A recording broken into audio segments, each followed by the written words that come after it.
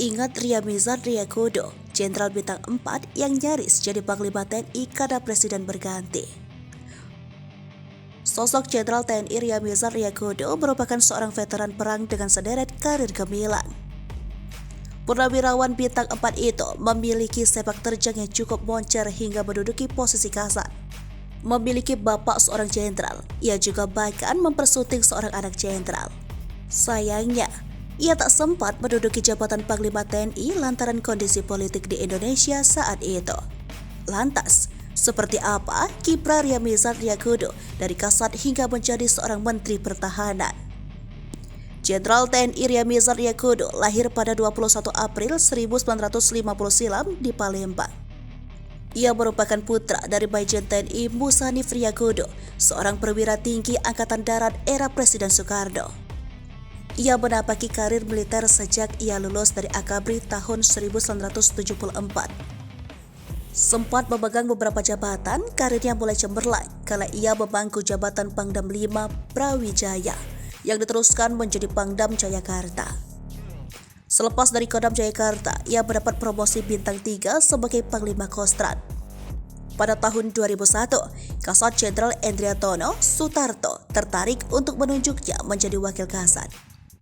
Hal itu lantaran kemampuan Ryamizard dalam merangkul semua unsur TNI saat apel siaga di lapangan Monas yang melibatkan unsur TNI Angkatan Laut dan TNI Angkatan Udara pada tahun tersebut. Dikutip dari wikipedia.com, ia pernah dicalonkan di akhir masa jabatan Presiden Megawati sebagai Panglima TNI. Namun pada saat pergantian Presiden dari Megawati ke SBY namanya dianulir. Pencalonannya sebagai Panglima TNI dibatalkan oleh SBY dengan memperpanjang jabatan Endriatono Sutarto. Nama Marsikal Djoko Suryanto lah yang akhirnya dipilih sebagai Panglima TNI pada tahun 2006 karena namanya dianulir oleh SBY. Ia jatuh cinta pada pandangan pertama dengan Dora Tristiana pada tahun 1986. Kala itu, mereka berjumpa saat Ryamizard bertugas sebagai Wakil Komandan Batalion di daerah Dili, Timor Timur. Sementara, Nora sedang melaksanakan penugasan kedokteran di daerah yang sama. Benih-benih cinta mulai timbul. Keduanya akhirnya mendeklarasikan cintanya.